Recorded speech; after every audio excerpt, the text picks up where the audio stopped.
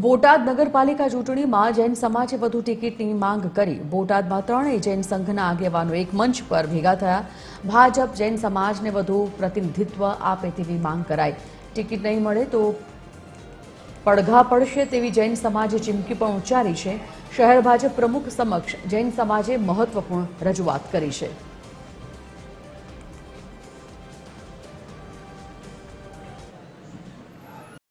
હંમેશા જૈન સમાજને માઇનસ કરવામાં આવે છે અને જૈન સમાજની કોઈ ગણતરી કરવામાં આવતી નથી. સૌથી વધારે જૈન સમાજ ટેક્સ ભરે છે. જૈન સમાજ અહીંયા બોટાદમાં વેરો પણ એટલો વધુ ભરે છે સૌથી વધારે, છતાં પણ જૈન સમાજની કોઈ ગણતરી નથી થતી.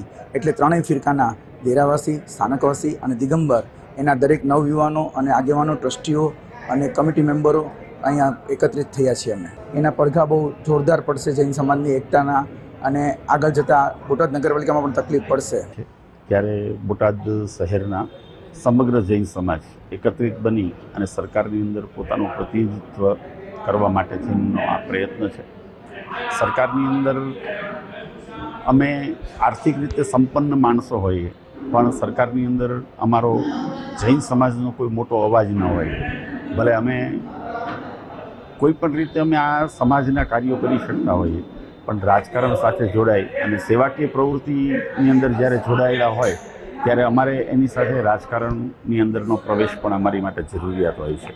અને એ માટે થઈને અમે સરકારને વિનંતી કરીએ છીએ કે નગરપાલિકાના ઇલેક્શનની અંદર બહોળી સંખ્યાની અંદર જૈનોને પ્રતિનિધિત્વ મળે